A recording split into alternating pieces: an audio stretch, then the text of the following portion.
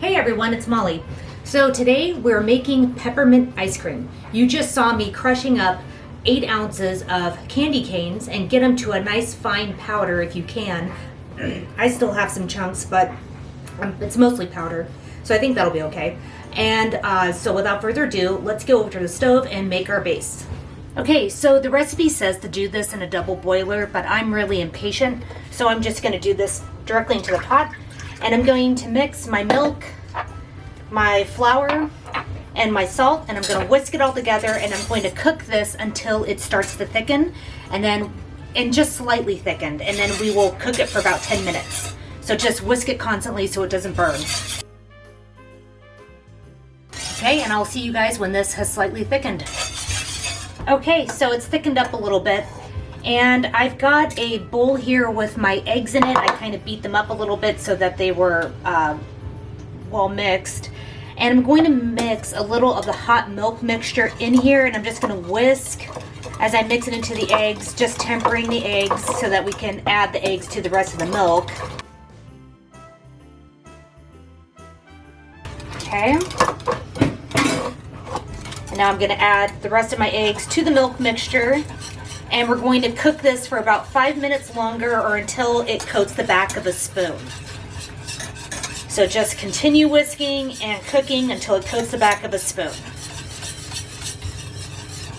And I'll show you guys what that looks like.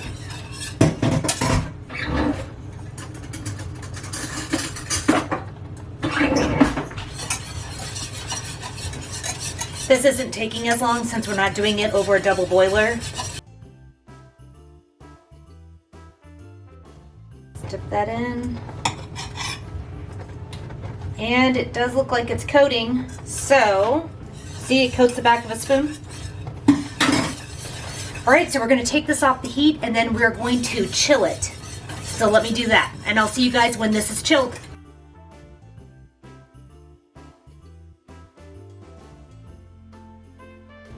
Okay, so my ice cream base is chilled. So I've got my ice cream maker set up here. This part just sits in the freezer, so it's always ice cold and ready to go. So I'm just going to put my ice cream base in my freezer compartment. Make sure I get all of it.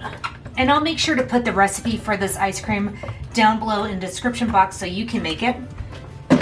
I'm going to add my heavy cream to this. Okay. And I'm going to add our peppermint candy.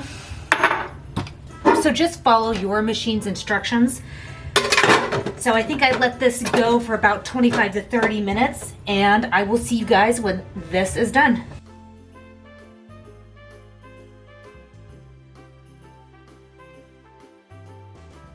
Hey everyone, I have Dan with me. Hey everybody. So what kind of swap do you have here, Molly? Slop. You're such... Dan, this slop is peppermint ice cream. Oh. And I made it. Oh, you did? Yeah, so try it and tell me what you think. It turned a nice light pink color. It's really pretty. I think they're very sensitive to cold. Yeah. Tastes like candy cane ice cream. Yeah. Let me guess. You used candy canes for this and crushed them up. Yeah. How do I know that? I bought them at the store. I sent Dan to the store and he bought the candy canes. Yep, that's exactly what it is. And you know what? I did it all by myself.